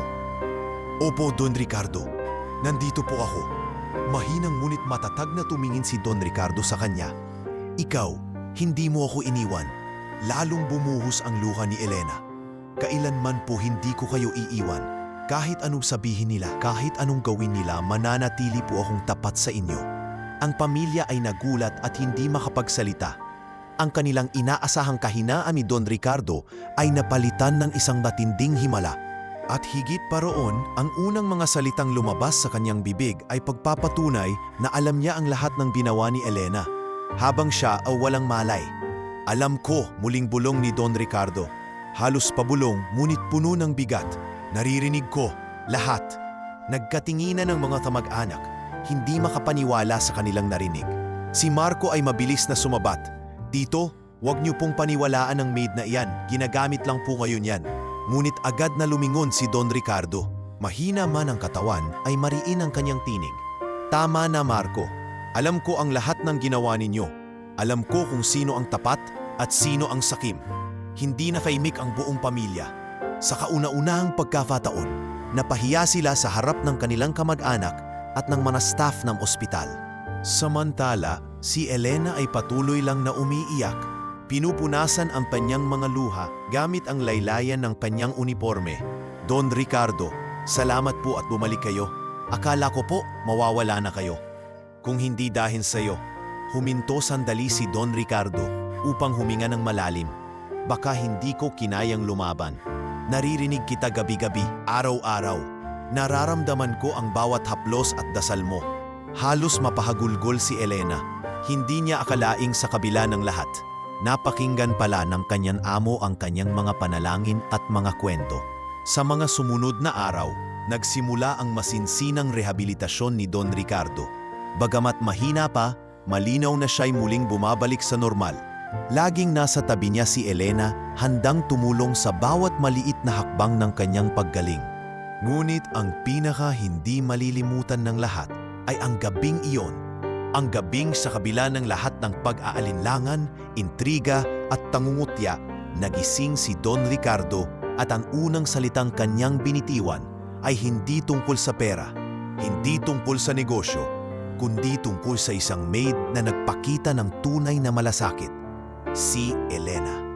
At sa muling pagbukas ng kanyang mga mata, hindi lamang ang katawan ni Don Ricardo ang bumangon mula sa pagkakagapos ng koma, maging ang katotohanan na matagal ng pilit itinatago ng kanyang pamilya ay nagsimulang lumabas sa liwanag.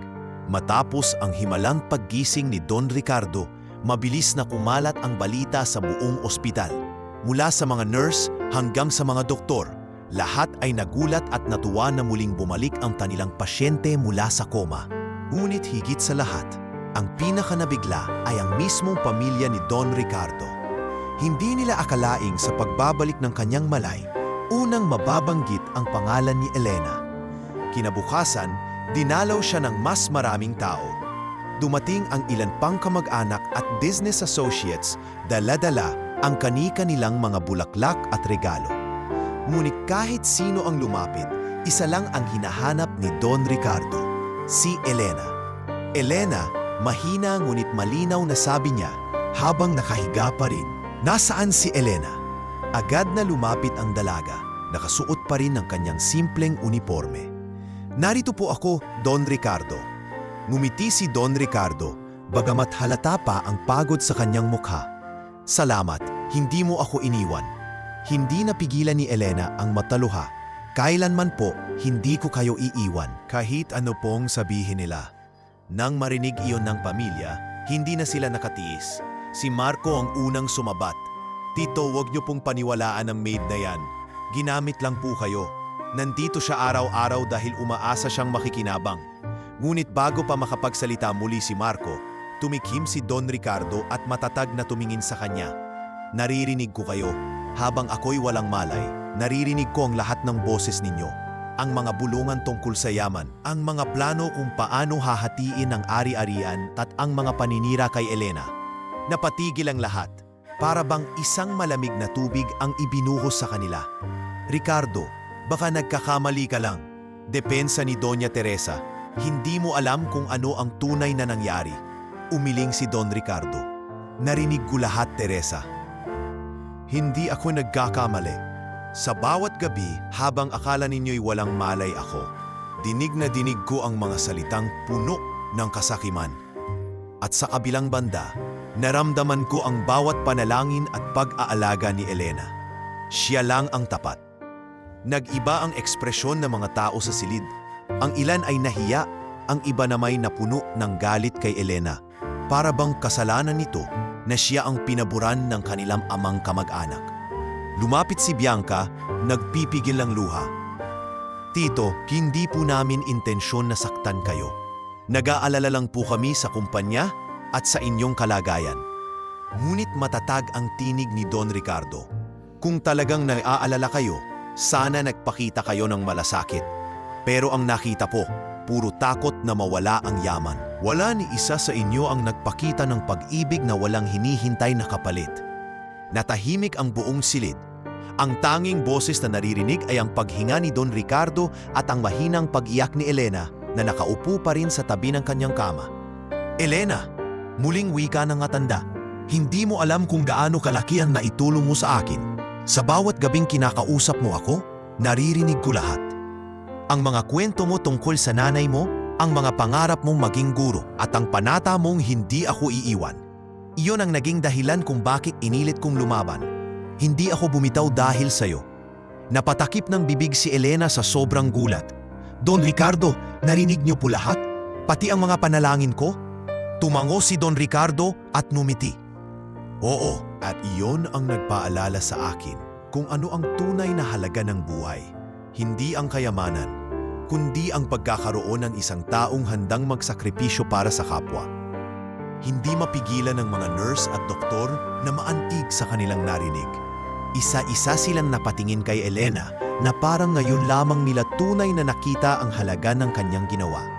Ngunit hindi pa rin natapos ang usapan doon.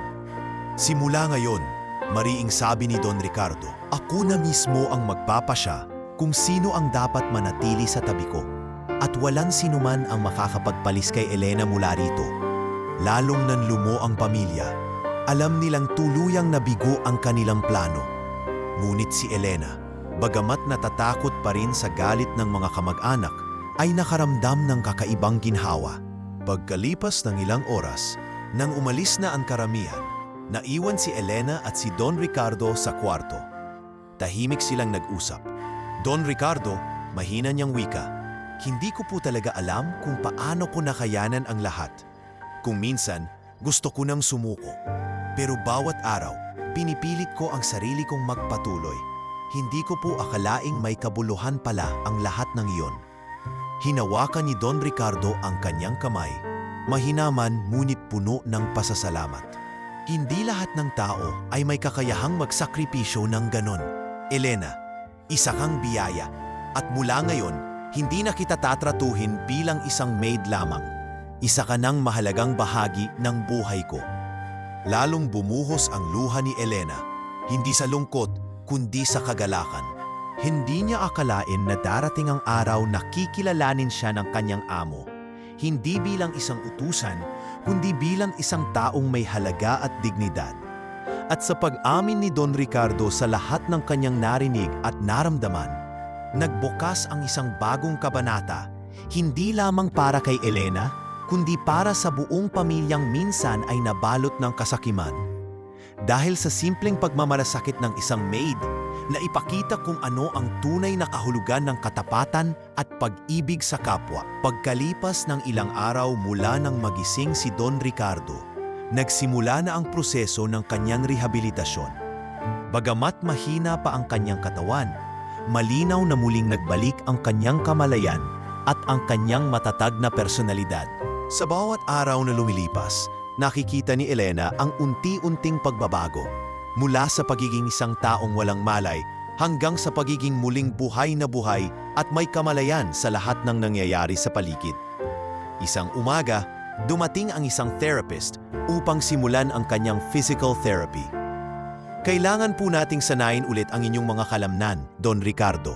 Wika nito habang inaayos ang wheelchair. Mahina ngunit matatag ang sagot ni Don Ricardo. Gagawin ko ang lahat basta't kasama ko si Elena. Napatingin ang lahat sa sinabi niya.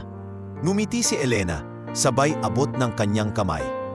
Huwag po kayong mag-alala, nandito lang ako. Sasamahan ko kayo sa bawat hakbang. At sa bawat sesyon, lagi siyang nandoon.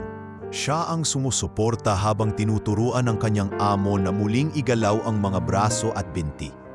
Siya rin ang nag-aalaga tuwing mapapagod si Don Ricardo. Tinutuyo ang pawis at tinutulungan itong makahinga ng maayos. Ngunit hindi madali ang proseso. Maraming beses na nainis si Don Ricardo. Bakit parang napakabagal? Dati kaya kong tumayo at maglakad ng walang kahirap-hirap. Ngayon parang wala na akong silbi. Dahan-dahan siyang nilapitan ni Elena at marahang nagsalita. Don Ricardo, hindi po ito tungkol sa kung gaano kabilis ang progreso ninyo. Ang mahalaga, lumalaban kayo. Ang mahalaga, nandito pa rin kayo. Natahimik ang matanda at napatingin sa kanya. Sa mga salitang iyon, tila ba muling nabuo ang kanyang loob. Habang unti-unti siyang bumabangon, nagsimulang bumisita ulit ang kanyang pamilya sa ospital. Ngunit hindi tulad dati, ramdam na ni Don Ricardo ang malamig na pakikitungo nila. Hindi rin niya nakalimutan ang lahat ng kanilang ginawa habang siya'y walang malay. Kaya sa tuwing bibisita sina Marco o Bianca, hindi niya maiwasang magpakita ng distansya. "Kamusta ka na, Tito?" Tanong ni Bianca isang hapon. Dala ang isang buke ng bulaklak. "Mas mabuti," malamig na sagot ni Don Ricardo. "Dahil may taong hindi ako iniwan." Napayuko si Bianca, halatang nahihiya. Alam niyang hindi sila ang tinutukoy ng kanyang tiyuhin.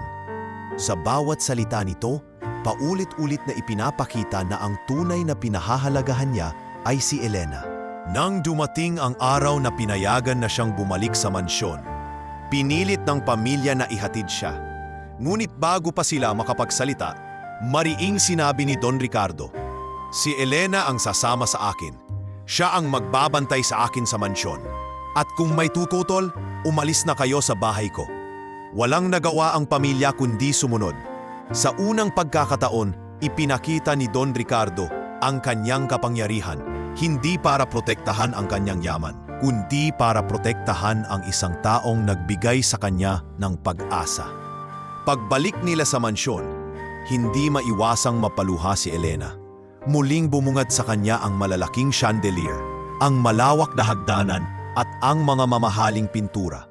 Ngunit sa pagkakataong ito, iba na ang kanyang naramdaman. Hindi na ito ang nakakatakot na palasyo ng yaman at kasakiman, kundi isang tahanan na puno ng bagong simula. "Elena," wika ni Don Ricardo habang nakaupo sa wheelchair, "mula ngayon, hindi mo na kailangang tratuin ang sarili mo bilang isang alipin dito. Ikaw ang dahilan kung bakit ako muling nabuhay. Kaya sa akin, ikaw ay higit pa sa isang maid." Naluha si Elena at napayuko. "Don Ricardo, sobra na po yan. Ginawa ko lang po ang tungkulin ko." Ngunit tumugon ng matanda, "Hindi, Elena. Ang ginawa mo ay higit pa sa tungkulin. Tinulungan mo akong lumaban kahit wala na akong katayahan. Kung hindi dahil sa'yo, baka wala na ako ngayon. Kaya mula ngayon, gusto kong ituring ka bilang isang anak." Napatulala si Elena. Hindi niya inaasahan ang ganoong pahayag. "Don Ricardo, hindi ko po alam ang sasabihin ko." Mumiti ang matanda at hinawakan ang kanyang kamay. "Walang kailangan sabihin. Ang mahalaga, alam mong hindi ko nahahayaan na ituring ka ng iba na mababa. Dito sa bahay na ito, may lugar ka at walang sino man ang makakaalis sa iyo." Hindi mapigilan ni Elena ang mapaluha sa tuwa. Ang dating amo na malamig at istrikto ay ngayon isang taong marunong magpasalamat at magmahal. Ang lahat ng hirap at sakripisyo niya sa ospital ay nagkaroon ng kahulugan. Sa mga susunod na linggo, unti-unting lumakas si Don Ricardo. Sa tulong ng therapy at ng suporta ni Elena, natutunan niyang muli ang maglakad, kahit mabagal at may tungkod. Tuwing umaga, makikita silang magkasama sa hardin ng mansion.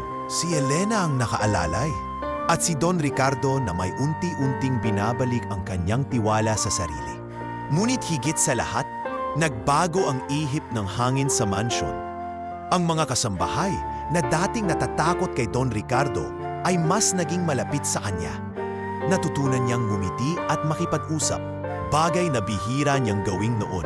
At lahat ng iyon ay dahil sa impluensya ni Elena. Isang gabi, habang sabay silang nakaupo sa veranda, nagsalita si Don Ricardo. Elena, alam mo ba, ang buhay ay parang negosyo rin. May mga panahon ng paglago at may mga panahon ng pagbagsak. Pero sa huli, hindi pera ang sukatan ng tagumpay, kundi ang mga taong hindi ka iniwan sa oras ng pagbagsak. Ikaw iyon para sa akin.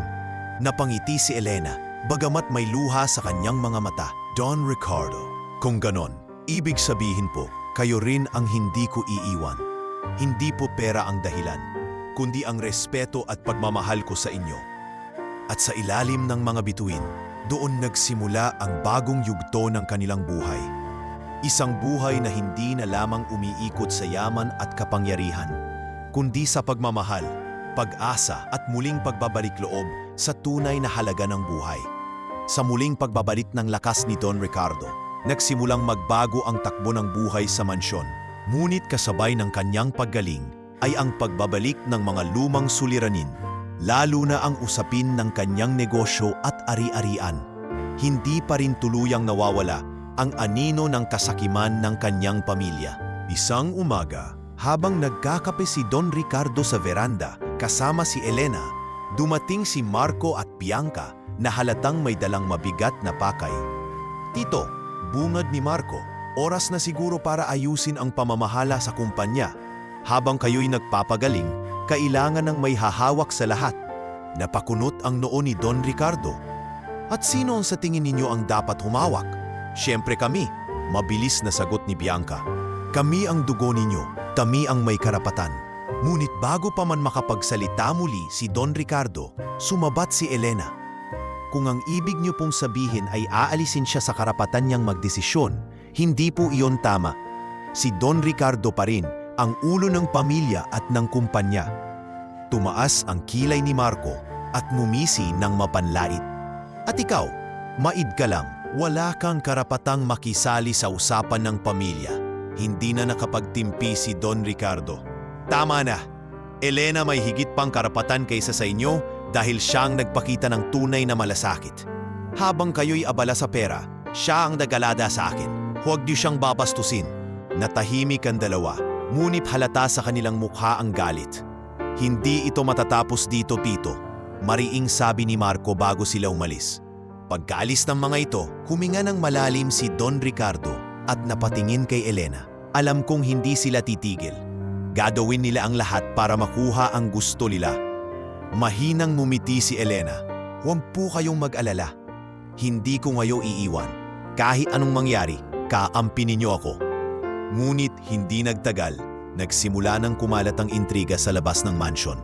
May mga balitang ipinapakalal ang pamilya na si Elena raw ay ginagamit lamang si Don Ricardo para makuha ang kanyang yaman.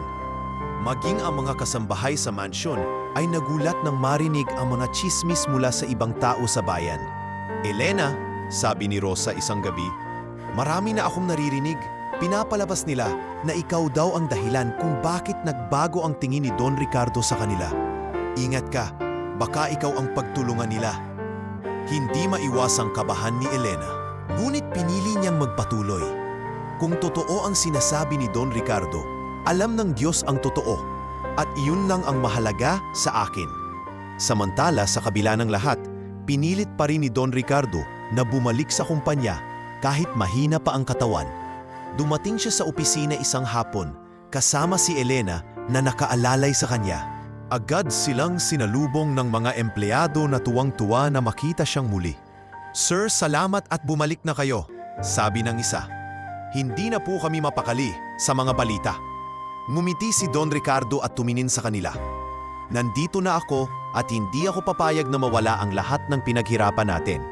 At higit sa lahat, nandito si Elena, ang babaeng nagligtas sa akin. Muling nagulat ang lahat sa kanyang sinabi. Hindi sanay ang mga empleyado na marinig ang pangalan ng isang maid sa ganoong usapan. Ngunit malinaw na gusto ni Don Ricardo na ipakita sa lahat ang kahalagahan ni Elena. Habang naglalakad sila palabas ng opisina, napansin ni Elena ang mga matang nakatingin sa kanya. May ilan na puno ng paggalang, ngunit may iba ring halatang nagdududa. Don Ricardo, Mahina niyang sabi, "Hindi ko po alam kung kaya kong harapin ang lahat ng ito. Ang dami pong nagdududa sa akin." Hinawakan ng matanda ang kanyang balikat. "Huwag kang matakot. Ako ang haharap sa kanila. Ang mahalaga, alam ko ang katotohanan." Ngunit hindi doon natapos ang lahat. Pagbalik nila sa mansion, may inabutan silang liham na iniwan sa kanilang gate. Nakasaad dito ang pagbabanta. "Kung hindi aalis si Elena sa tabi mo, sisiguraduhin naming pareho kayong mawawala." Nabasa iyon ni Elena at halos mahulog ang kanyang mga tuhod sa takot. "Don Ricardo, ibig sabihin po ba kaya nilang saktan tayo?" Tumitok si Don Ricardo sa kanya at matatag na nagsabi, "Hindi nila tayo matitinag. Ang kasinungalingan ay hindi kailanmang magtatagumpay laban sa katotohanan." Sa kabila ng mga banta, hindi sila sumuko. Sa halip, mas lalo pang lumapit ang loob nila sa isa't isa. Si Don Ricardo ay patuloy na lumalakas, habang si Elena ay patuloy na naging haligi ng kanyang suporta. Ngunit malinaw, ang panibagong hamon ay nagsimula na. Hindi lang ito laban sa sakit o sa kahinaan ng katawan, kundi laban sa kasakiman at kasinungalingan ng mga taong dapat sanay pamilya. At sa laban na iyon, malinaw na si Elena ang kanyang kakampi at si Don Ricardo ang kanyang sandigan.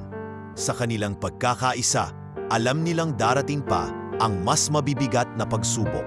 Ngunit buo ang kanilang paniniwala na sa dulo ng lahat, katotohanan at pagmamahal ang mananaig. Hindi nagtagal, lumitaw na muli ang anino ng kasakiman ng pamilya ni Don Ricardo. Bagaman malinaw na ang posisyon ni Elena sa buhay ng kanilang tiyuhin, hindi matanggap ni Marco at Bianca ang kanyang presensya. Para sa kanila, isang insulto na ang isang simpleng maid ay itinuturing na higit pa sa kanila. Isang gabi, habang abala si Elena sa pag-aasikaso ng mga papeles ni Don Ricardo sa opisina, napansin niya ang bulungan ng ilang empleyado. "Narinig mo ba? May kumakalat na balita na ninanakawan daw ni Elena si Don Ricardo?" Sabi ng isa. "Imposible iyon." Tugon ng isa pa, "Nakikita naman natin kung gaano siya katapat." Ngunit hindi na bago kay Elena ang ganitong mga intriga. Nang makauwi siya sa mansion, sinalubong siya ng balitang kumakalat sa social media. May lumabas na pekeng larawan kung saan makikitang may hawak siyang sobre ng pera. Nilagyan pa ng caption, "Maid na gahaman, niloloko ang amo." Nang makita ito ni Don Ricardo, agad niyang tinawag ang kanyang pamilya. "Sino sa inyo ang nasa likod nito?" Malamig ngunit mariing tanong niya. Umiling si Marco bagamat halatang hindi mapakali. "Tito, baka ibang tao ang may gawa niyan. Hindi kami." Ngunit hindi naniwala si Don Ricardo. "Huwag ninyo akong gawing tanga. Kilala ko kayo. Kilala ko ang paraan ninyo." Habang patuloy ang usapan, tahimik lang si Elena. Hawak ang kanyang dibdib na punong-puno ng bigat. Hindi niya alam kung hanggang kailan niya kakayanin ang ganitong klaseng laban. "Don Ricardo," mahina niyang sabi, "kung ito po'y makakasira sa inyo, maaari po akong lumayo." Ngunit mariing umiling si Don Ricardo. "Hindi, ikaw ang dahilan kung bakit ako muling nabuhay. Hindi ako papayag na sila ang magdikta kung sino ang dapat nasa tabi ko. Kung aalis ka, ibig sabihin na talo tayo." Kinabukasan, dumating ang ilang mamamahayag sa mansyon. Nais nilang kunin ang panig ni Elena tungkol sa issue. "Miss Elena, totoo bang ginagamit mo ang inyong amo?" tanong ng isa. Mabigat ang kanyang dibdib, ngunit tumayo siya ng matatag.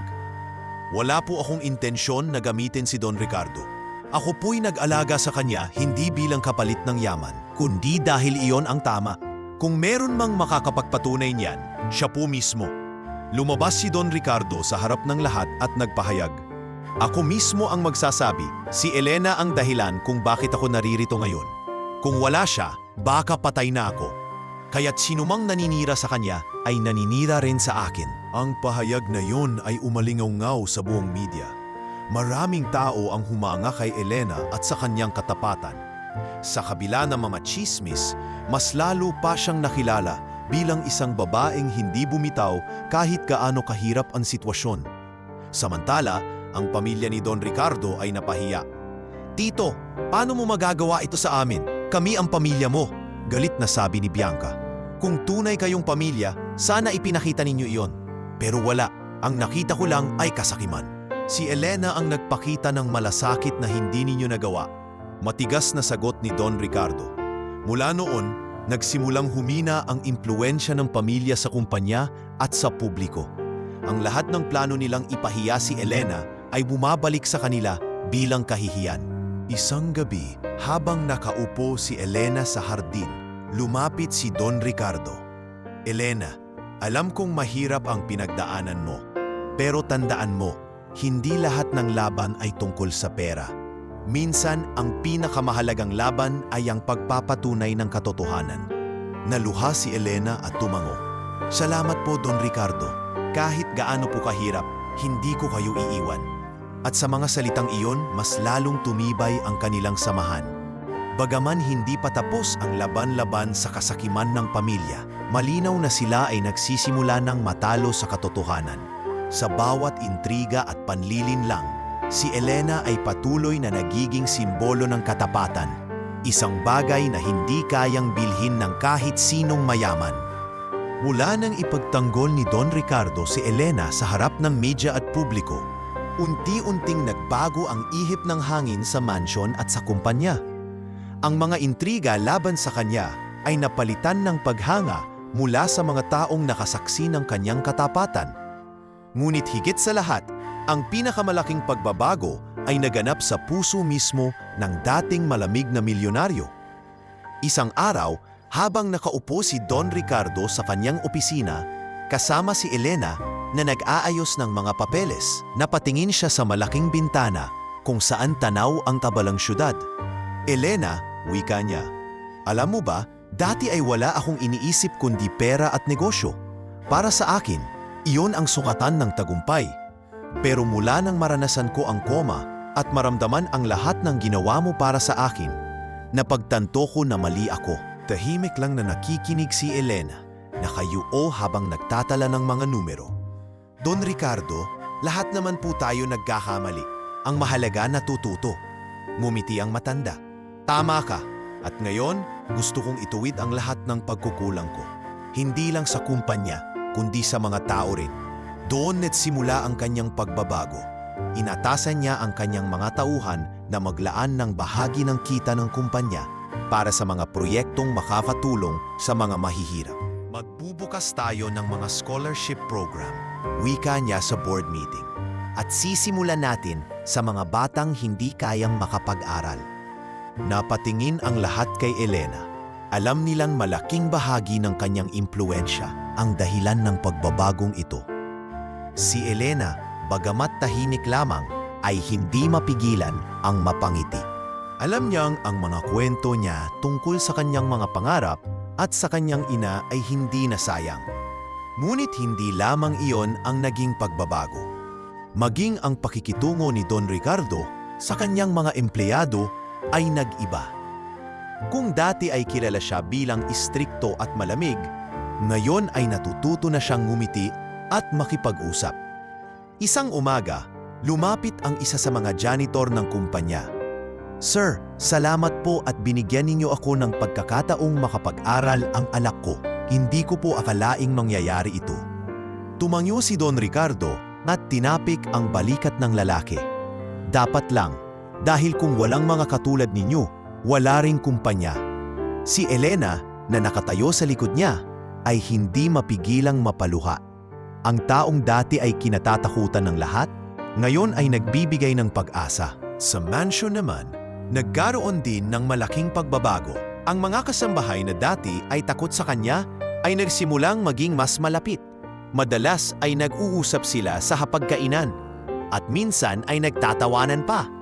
Don Ricardo, hindi ko po akalaing maririnig ko kayong tumawa ng ganito. Biro ng isa. Napangiti siya at tumingin kay Elena. Kung hindi dahil sa kanya, baka hindi ako natutong ngumiti ulit. Ngunit, hindi lahat ay natuwa sa pagbabagong ito. Ang kanyang pamilya, lalo na sina Marco at Bianca, ay lalong nag-init ang ulo. Para sa kanila, isang insulto na mas binibigyan ng halaga si Elena kaysa sa kanila. Ngunit kahit anong gawin nila, malinaw na si Don Ricardo ay hindi na basta-basta mababalik sa dati. Isang gabi, Habang magkasamang naglalakad sina Don Ricardo at Elena sa hardin ng mansyon, nagsalita ang matanda. Elena, alam mo ba? Sa buong buhay ko, ngayon ko lang naramdaman ang ganitong kapayapaan. At iyon ay dahil pinakita mo sa akin kung ano ang tunay na halaga ng malasakit. Naluha si Elena. Don Ricardo, hindi ko naman po akalain magkakaroon ng ganitong epekto ang ginawa ko. Ginawa ko lang po ang tama. Ngunit hindi lahat ng tao ay gagawin ng tama. Lalo na kung walang makakakita, sagot ni Don Ricardo. Ikaw, kahit walang nakakaalam, nanatili ka. At iyon ang nagbago sa akin. Mula noon, mas lalo pang lumawak ang kanilang mga proyekto. Nagbukas sila ng foundation na pinangalan sa yumaong asawa ni Don Ricardo na ang layunin ay tumulong sa mga mahihirap na pamilya. Si Elena ang naging katuwang niya sa lahat ng ito, mula sa pagplano hanggang sa pagpapatupad.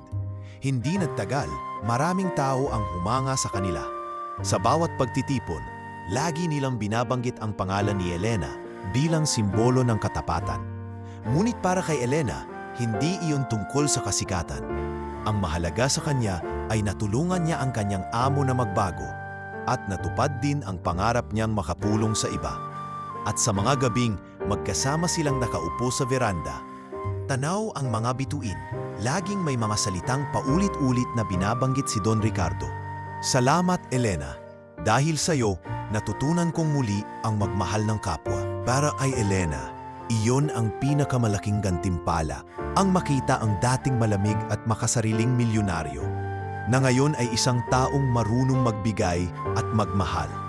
Mula nang magsimula ang pagbabago kay Don Ricardo at ang kanilang foundation, unti-unting lumawak ang mga oportunidad na bumukas para kay Elena.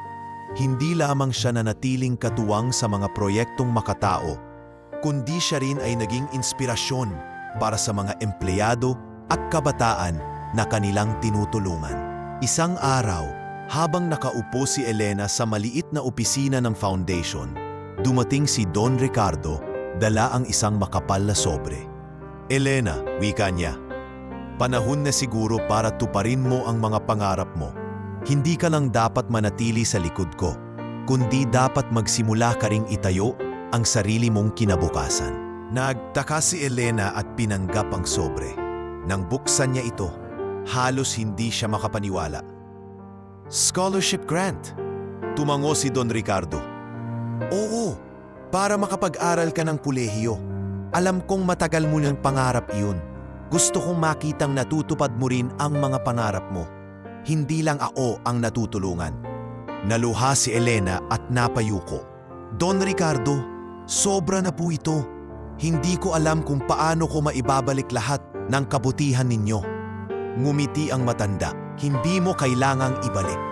Ang gusto ko lang ay makita kang umangat dahil karapat-dapat ka. Mula noon, nagsimula ang panibagong yugto sa buhay ni Elena.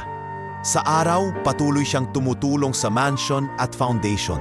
Sa gabi naman, pumapasok siya sa universidad upang ipagpatuloy ang kursong Business Administration. Hindi madali ang kanyang pinasok. Madalas ay pagod na siya sa trabaho, ngunit pinipilit niyang magsunog ng kilay para sa mga aralin. Anak, kaya mo ba ang lahat ng ito? Tanong ng kanyang ina sa isang tawag mula sa probinsya. Opo, Nay, sagot ni Elena bagamat pagod ang tinig. Para po ito sa ating dalawa. Kapag nakapagtapos ako, mas marami na tayong matutulungan.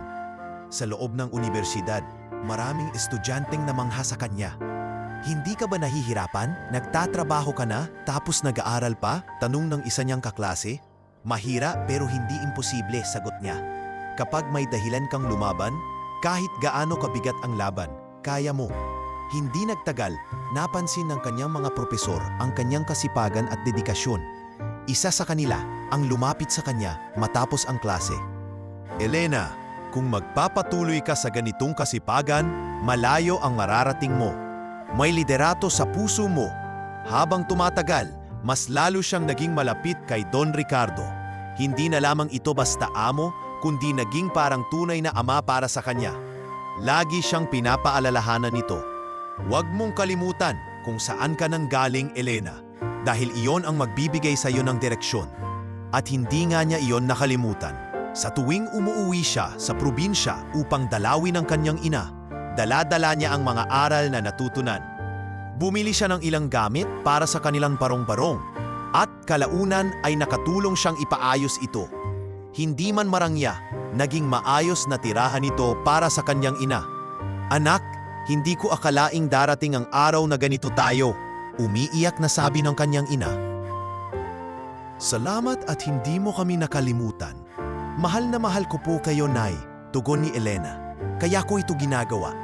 Sa kumpanya naman ni Don Ricardo, nagsimula na ring pumasok si Elena bilang isang intern. Bagamat baguhan, mabilis siyang nakilala dahil sa kanyang kasipagan at katapatan. Kung ganyan lahat ng empleyado natin, sigurado tayo nga angat pa, biro ng isang manager. Lumipas ang mga taon at tuluyang nakapagtapos si Elena ng kanyang kurso. Nang araw ng kanyang pagtatapos, naroon si Don Ricardo at ang kanyang ina parehong nakasuot ng pinakamaganda nilang kasuotan. Habang inaakyat ni Elena ang entablado upang tanggapin ang kanyang diploma, halos maluha si Don Ricardo.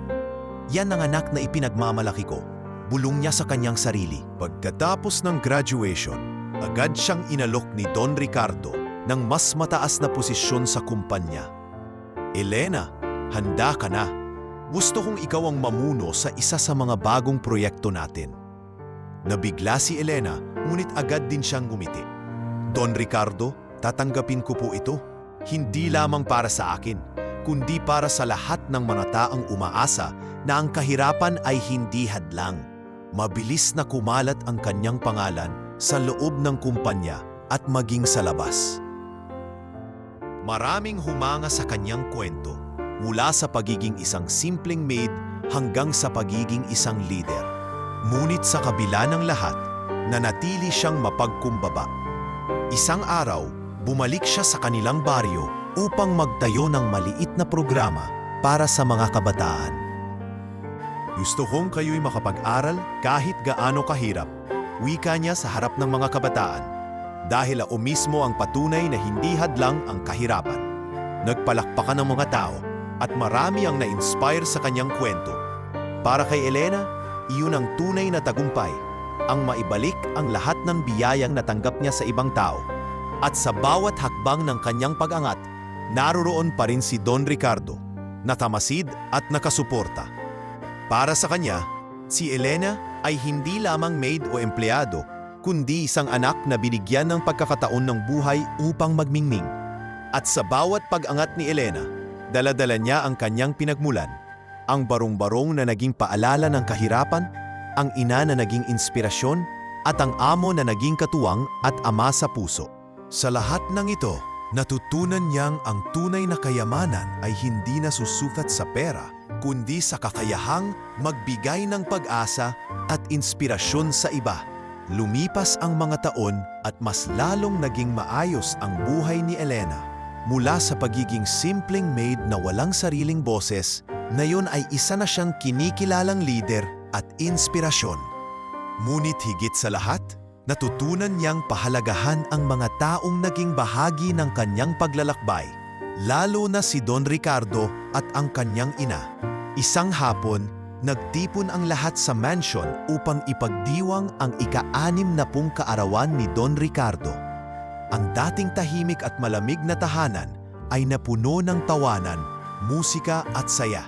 Nandoon ang mga empleyado ng kumpanya, mga kabataan mula sa scholarship program at mga kasambahay na matagal nang naninilbihan. Elena, tawag ni Don Ricardo habang nakaupo sa gitna ng malaking mesa. Lumapit ka rito. Ngumiti si Elena at dahan-dahang lumapit.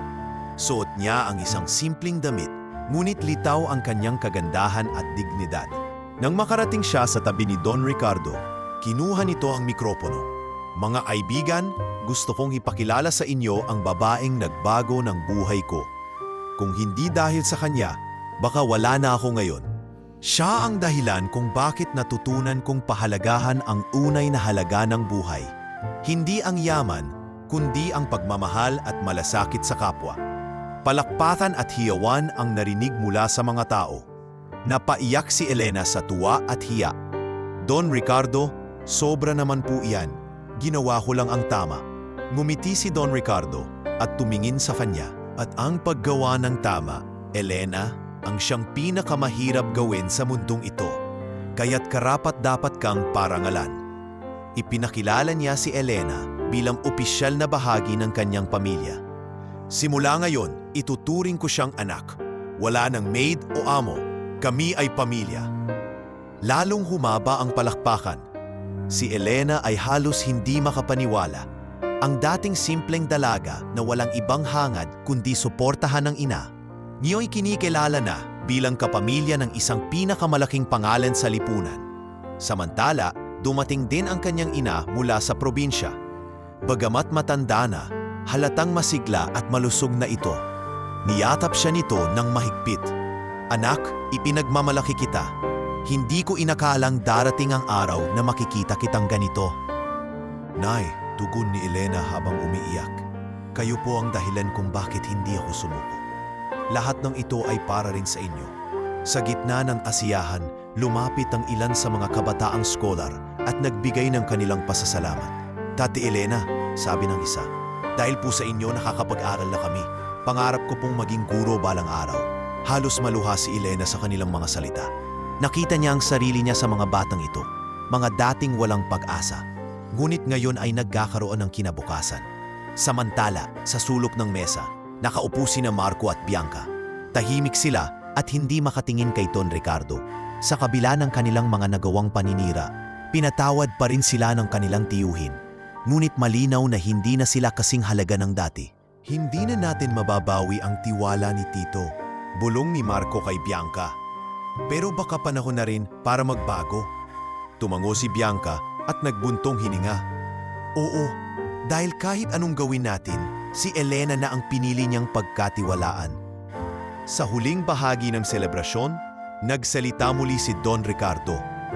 Sa lahat ng dumalo, sana maging paalala ang kwento ni Elena na kahit ikaw ay galing sa kahirapan, maari kang magtagumpay kung ikaw ay tapat at may malasakit. Siya ang simbolo ng bagong yugto ng ating pamilya at kumpanya.